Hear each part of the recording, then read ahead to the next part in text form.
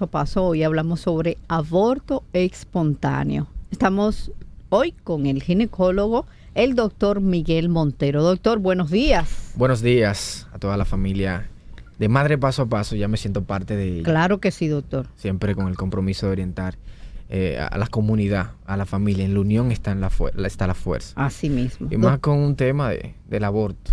Usted dijo que es pro vida. Sí, yo soy pro vida. Realmente, de hecho, le estaba comentando que este tema del aborto, aunque engloba una parte social, una parte cultural, y sin olvidar la parte legal de todo lo concerniente que tiene que ver con el aborto, pero yo sé que muchas de las personas toman decisiones erróneas por falta de orientación. Así mismo. De orientación oportuna. Son muchas de las pacientes, testimonios de pacientes que me dicen, doctor, gracias, porque en algún momento determinado yo no sabía qué podría yo haber hecho mal por una falta de orientación.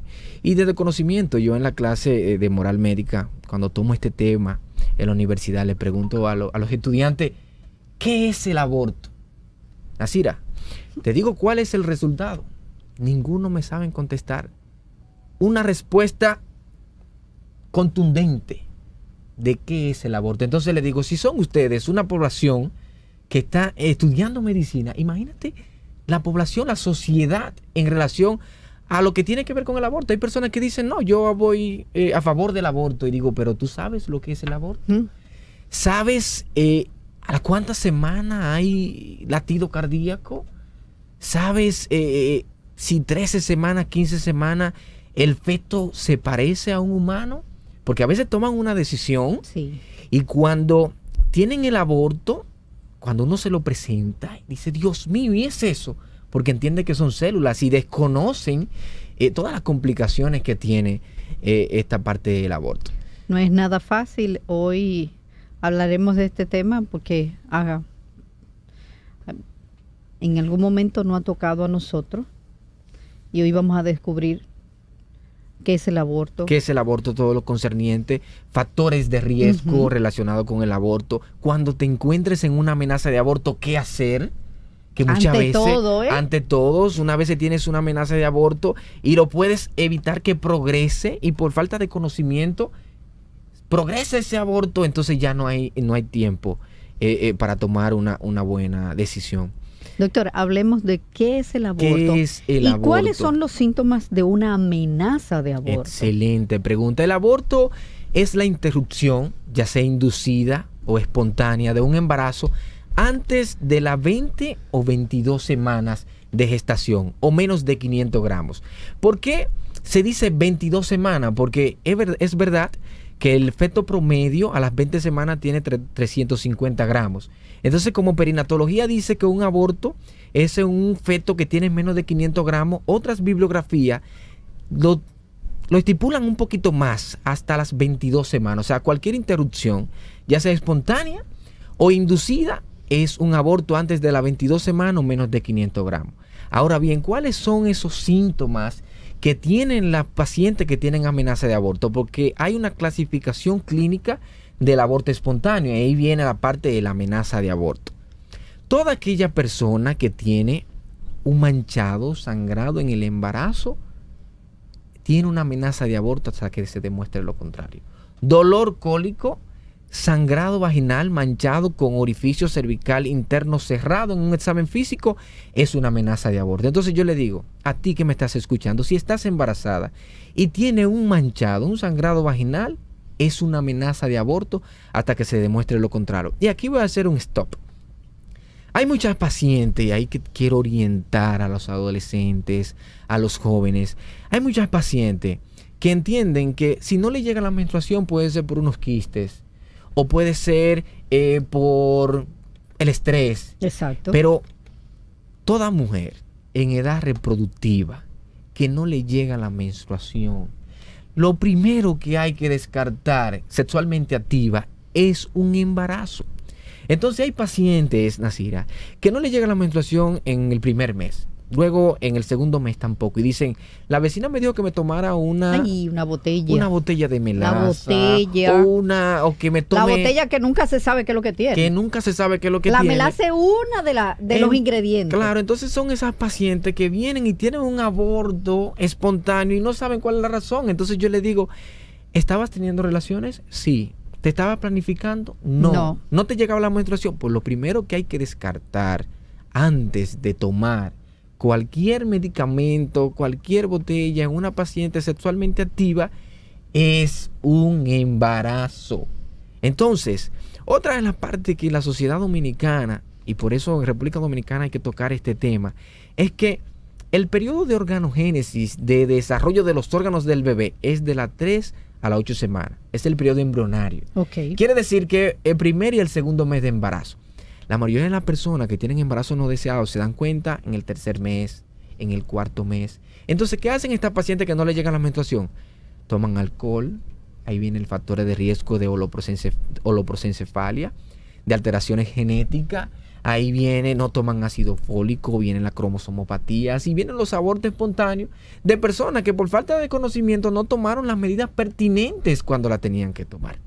Y ahí es lo grave, Entonces, además de eso me dicen, doctor, ¿cuáles son las causas de que ocurran los abortos? Porque tengo que hacer un stop aquí. Sí, ¿cuáles son esas causas? Mira, hay pacientes que van al hospital. Nosotros como médico, siquiera yo, que soy provida, no debemos juzgar a los pacientes.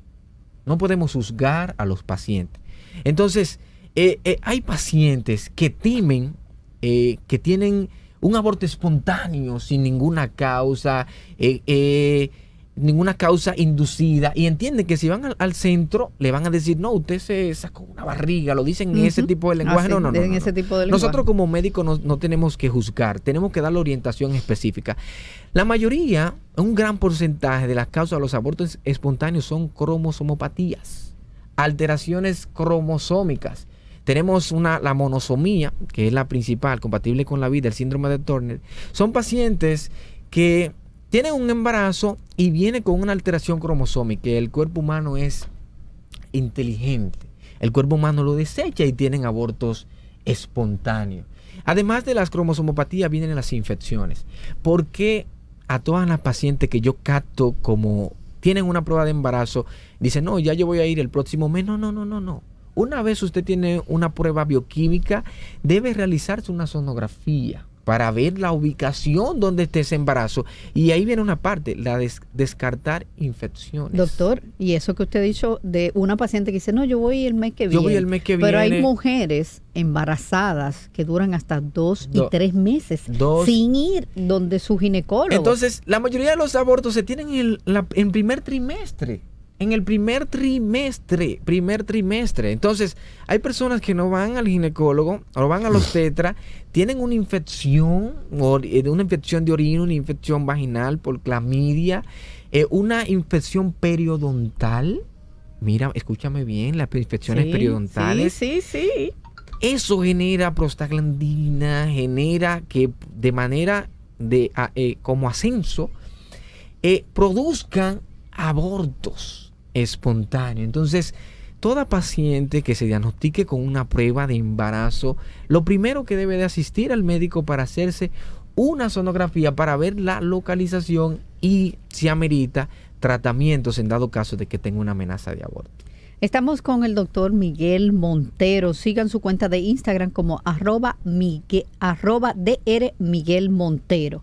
Hoy hablamos sobre aborto espontáneo. Como aborto espontáneo. Y testimonio, voy a dar un testimonio, que de hecho le estaba comentando a Nasira, que una de las razones por que yo soy obstetra tiene que ver relacionado con el aborto. Yo me considero una persona que trato de ser lo más conservador posible, siempre y cuando los protocolos lo permitan. He tenido una paciente que de hecho la publiqué, una foto, Francina, que llegó con una sonografía que decía un huevo anembrionado, que no se desarrolló el embrión. Entonces hay que tener cuidado a los sonografistas con estos diagnósticos un poquito acelerados. Y no solamente con el diagnóstico, sino cuando el sonografista esté haciendo el trabajo del rostro que pone. Sí, porque doctor, hay embarazos incipientes que todavía por la semana no se ha desarrollado el saco gestacional, solamente tienen un engrosamiento endometrial, pero le podemos dar seguimiento con beta-HCG cuantitativa. Esa paciente llega con un aborto incompleto, con una beta-HCG en 375. Le digo, wow, puede ser un embarazo incipiente o como diagnóstico diferencial un aborto incompleto, pero vamos a tomar la medida. Vamos a realizarte una beta cuantitativa. Oh, sorpresa, Nasira. Todavía no hay nada en la sonografía. Oh, sorpresa, la beta cuantitativa se aumentó el doble. Que nosotros sabemos que en un aborto, la beta, si es un aborto, va a descender. Ya un ojo, digo, Francina, vamos a esperar porque la beta está aumentando de manera correcta. A las 2 semanas, Nasira, se desarrolló el saco. Ay, el saco Dios mío, qué cosa más ese bella. bebé es mío. Yo siempre digo que ese bebé es mío. Yo lo publiqué. Qué lindo. Porque fue buscando una segunda opinión. Entonces yo siempre he dicho, hay que tener cuenta. Hay que tener cuenta con los diagnósticos de huevos anembrionados o embarazos que no se desarrolle el embrión, siempre y cuando los protocolos lo permitan. Sí, como me hiciste la pregunta en la amenaza de aborto, no es lo mismo una amenaza de aborto que un aborto inevitable.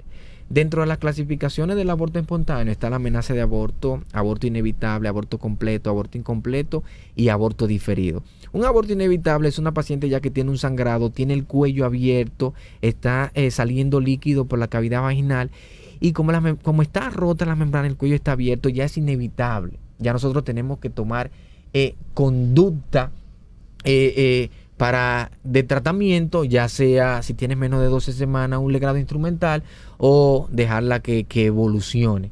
Pero no es lo mismo que una paciente que tenga un manchado, el cuello esté cerrado y diga, no, yo tengo un aborto. No, usted no tiene un aborto. Usted tiene una amenaza de aborto hasta que se demuestre lo contrario.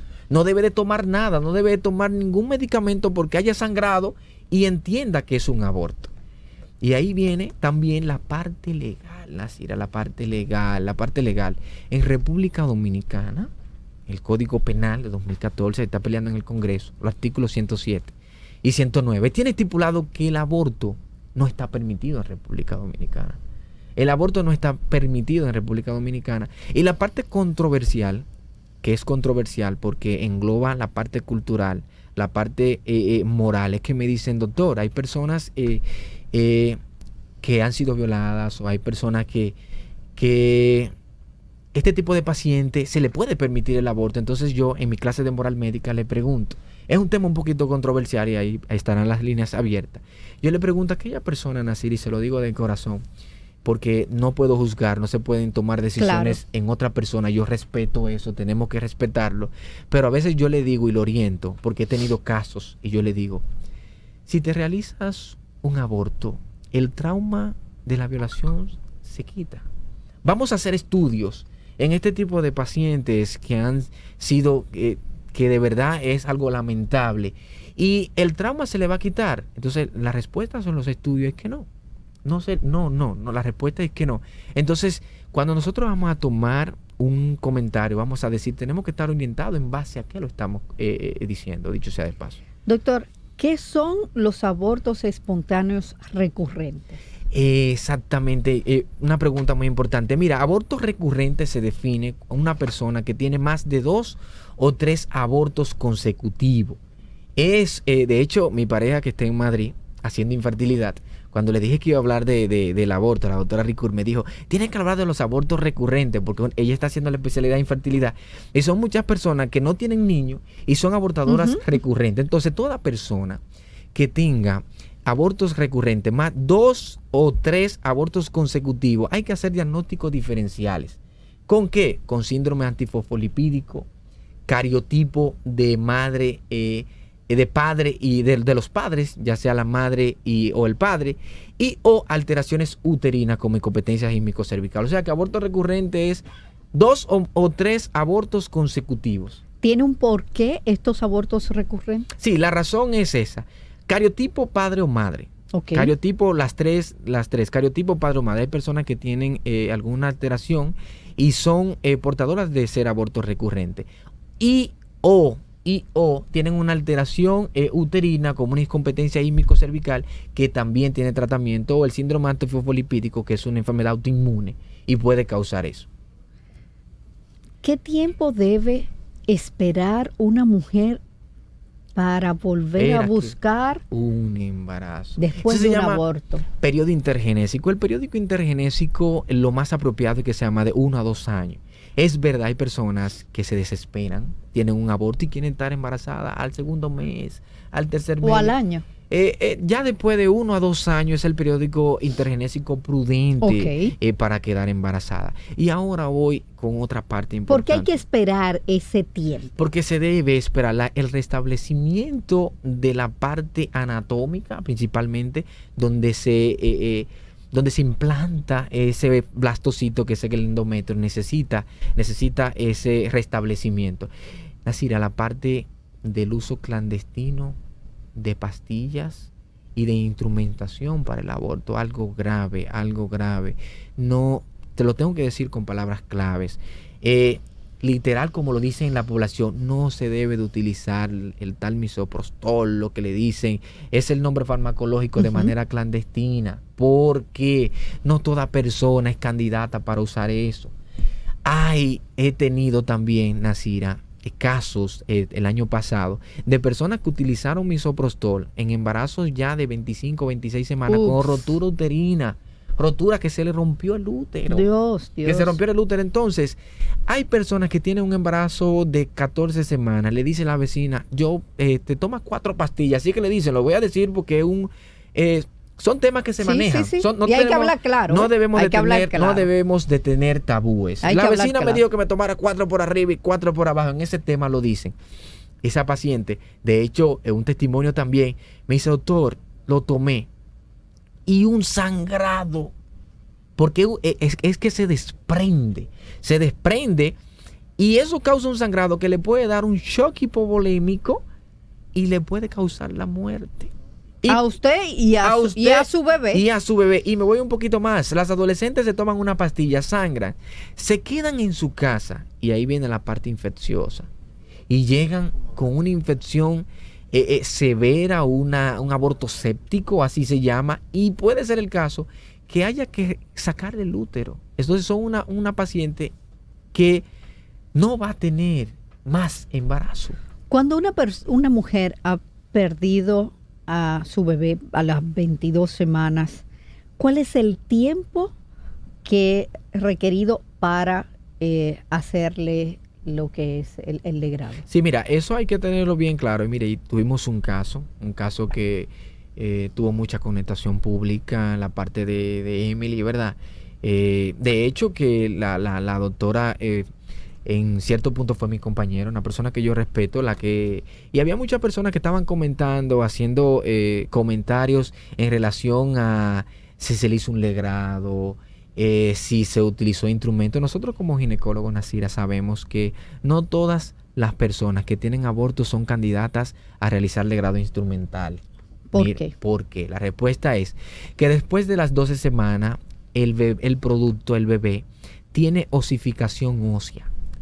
Y si se le hace un legrado con instrumentación, pueden causar perforación uterina, que quizás, porque no podemos juzgar ni hacer especulaciones, es lo que mayormente pasa, o no sé si pasó, en el caso de que si utilizaron algún instrumento y ya tenía osificación y puedan perforar el útero. Y eso trae como consecuencias septicemia, perforaciones intestinales. O sea que no todas personas candidatas a un legrado.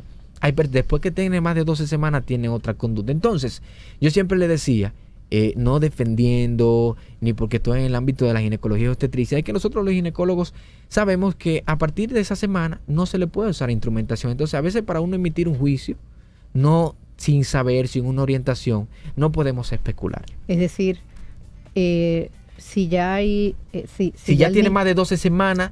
¿Debe hacerse una cesárea? No se debe hacer una cesárea. Debe de dejarse que expulse el feto.